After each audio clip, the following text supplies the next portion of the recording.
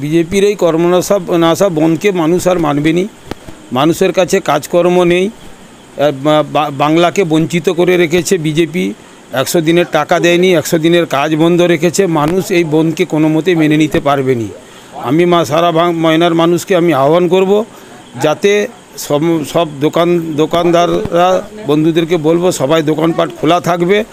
BJP ডান্ডা নিয়ে আসুক আর ঝান্ডা নিয়ে আসুক, ওটা কোনো কাজ করবে না, মানুষ আর মেনে নেবে না। মানুষ খেতে পায়নি, কাজকর্ম নেই, কর্মনাশা দিনকে কোনো দিন মানুষ মেনে নিতে পারবে না। বিজেপির নেতারা বড় বড় কথা বলছে।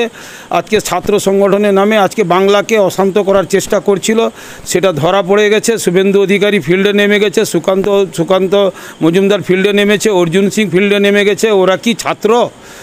এটা তো বাংলার মানুষ বুঝে নিয়েছে। ছাত্র কারা, কাকে বলে ছাত্র? ছাত্রর সব বাবা আজকে গিয়েছিল নবান্ন দখল করতে গিয়েছিল আরজি করের ঘটনায়। আমরা যেভাবে মৃত্যু হয়েছে, যেভাবে তাকে ধর্ষণ করা হয়েছে, আমরা তার প্রতিবাদ আমরা করেছি, আমরা নিন্দা করেছি। যারা করেছে তাদেরকে ফাঁসি হোক, তাদেরকে এনকাউন্টার করে মারা হোক, এটা আমরা তৃণমূল কংগ্রেসের পক্ষ থেকে আমরা জানিয়েছি বারে বারে। কিন্তু আজকে সিবিআই 10 দিন ধরে একজন আসামিকে অ্যারেস্ট করতে পারেনি। এ তো বিজেপির কাজ হচ্ছে। বিজেপি হচ্ছে সিবিআইয়ের বিজেপি, সে তার বিজেপি যাকে যেভাবে পরিচালনা করছে সেইভাবে তার কাজ হচ্ছে। কেন এখনও পর্যন্ত অ্যারেস্ট করতে একজনকেও পারেনি? এটা কি বাংলার মানুষ বুঝতে পারেনি? এটা রাজনীতি হচ্ছে। মমতা বন্দ্যোপাধ্যায়ের পদত্যাগ চাইছে। মমতা বন্দ্যোপাধ্যায়কে বাংলার মানুষ তাকে মা বলে শ্রদ্ধা করে, কেউ দিদি বলে শ্রদ্ধা করে, তার পদত্যাগ চাইছে বিজেপি। হেরে গিয়ে বাংলাতে মানুষ তার কাছে নেই, সে মমতা বন্দ্যোপাধ্যায়ের পদত্যাগ চেয়েছে। নবান্ন অভিযান করতে গিয়েছিল, যে নবান্ন অভিযান করব, মাত্র 15 থেকে 20 হাজার মানুষ নিয়ে নবান্ন অভিযান করতে গিয়েছিল।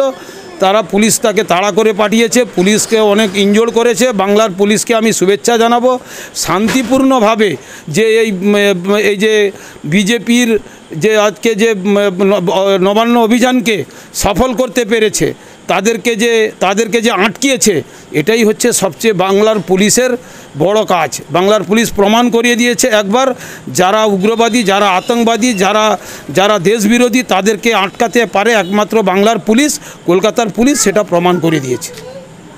বিজ্ঞাপনের চমক নয়, আছে আগামী দিনের প্রতিশ্রুতি, মানে কর ফ্যাশন। ছেলেদের যাবতীয় নিত্য নতুন পোশাকের বিপুল সম্ভার নিয়ে নবরূপে সজ্জিত কর ফ্যাশন। বিশেষ করে মনে রাখবেন, আমাদের নতুন সংযোজন ছোট ছেলেদের পোশাকের বিপুল সম্ভার। আমাদের ঠিকানা ময়না রবিবারের বাজার।